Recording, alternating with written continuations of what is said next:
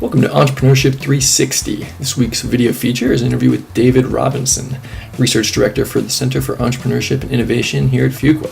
David talks optimism and reveals some key mistakes entrepreneurs make. So please enjoy. What is one of the most common mistakes you see when you're analyzing entrepreneurial firms in terms of financing? What are some mistakes that entrepreneurs make and things that other entrepreneurs could avoid doing? Well, a very common mistake is to go seek financing when you don't have an idea that's well fleshed out. So you end up learning about your business plan from someone who could have been a key funding source, but no longer will be because they see that you have this half-baked plan and they don't want to participate. So sort of the premature access to sophisticated capital is a common mistake that people make.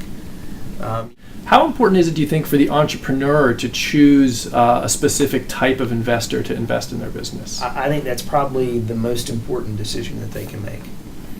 I think oftentimes the first order question that the entrepreneur has to answer is not how much money do I need, but who should I get money from? And if I were trading off getting an extra dollar versus getting fewer dollars but from a better source of funding, I would definitely go down the latter road. I thought it was interesting you mentioned optimism. How do you feel optimism plays into entrepreneurship? And I think the big question is, can somebody who is not that optimistic still succeed in an entrepreneurial venture? So that's a good question. It's hard to know exactly what optimism is doing. We know when we look at the data that entrepreneurs tend to be very optimistic people relative to other people. And that can kind of cut both ways. On the one hand, that can empower you to face an uncertain future and just kind of keep your head down and keep pushing even when it seems like the odds are against you. And that can be really positive. On the other hand, it can be negative if you think that if you have wildly inaccurate beliefs about your own ability to succeed and you end up taking foolish risks and doing things imprudently, then that can be a negative. So, you mentioned that optimism is one of those characteristics that you find in an entrepreneurial person. What are some other characteristics that you find doing research about a successful entrepreneur versus someone who's not? Well, so I've done some work with Manju Puri where we've looked at the attitudes of entrepreneurs, and what we've tried to do is compare entrepreneurs to people who were sort of demographically similar to entrepreneurs, but for a variety of reasons had chosen not to become entrepreneurs. And you definitely see that entrepreneurs, they are more optimistic than other people. They are also, they have a better appetite for risk. They're willing to take more substantial risks than other people. And then another thing that seems to be really important is they derive substantial satisfaction from the autonomy of being self-employed. That seems to be a very important component. So one of the things you can do is you can look at how the people got to be entrepreneurs. Some people are self-employed because they inherited a business from a family member who's deceased or retired. Other people have gone out and started a business from scratch, or bought a business from someone else that they wanted to run. And as you can imagine, those people have, in many respects, they have different psychological traits. The person that's going out and starting the business or buying the business has more of an appetite for risk, tends to be more optimistic. But pretty much across the board, you see, no matter how you got to be where you are as an entrepreneur, you see that there is a substantial appreciation for the autonomy that comes from self-employment. You mentioned risk, or tolerance for risk is an important factor. Do you feel like that's something that people can change? If you're out there and you're not very risk tolerant, is that something that through research or through learning you can change your I definitely approaching think things? so. Yeah, I definitely do, because a lot of how you appreciate risk is just how you frame problems. And if you go through if you go through some sort of training whereby you're taught to think systematically about uncertain situations, then you're going to think differently about the risk than if the risk just hits you and you react with a gut reaction. And so I think there's no question that someone who is trained to use parts of their brain that don't necessarily come into play just from a gut reaction I think they will behave differently towards risk, and I think they'll take more risk and they'll take it more prudently.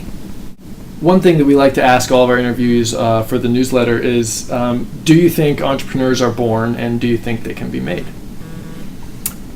That is an interesting question. I mean, obviously I wouldn't be teaching entrepreneurial finance if I didn't think there was some element of making an entrepreneur.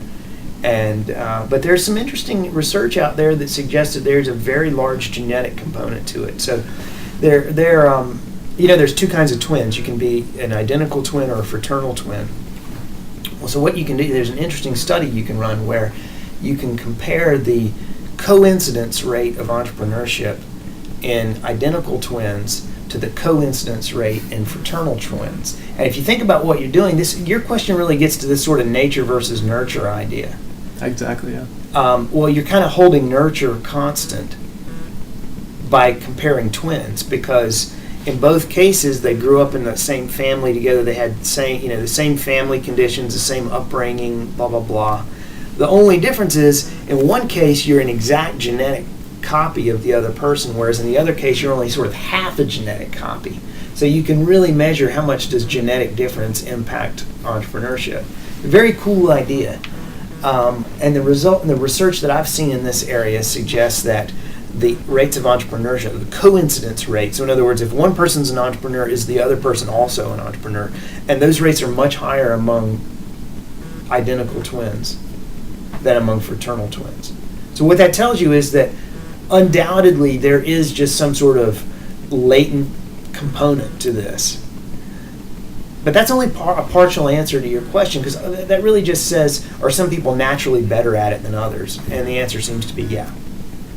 The real question is, what's the payoff?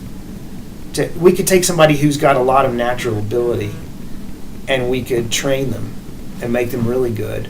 Or we could take somebody who has very little natural ability and train them and turn them into an entrepreneur. I think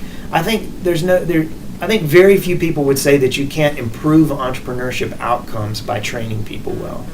But the real question is, how do you allocate resources in the most efficient way? Are you best off taking somebody who has a lot of natural skill and giving them the very best training, and then you really get a huge outcome?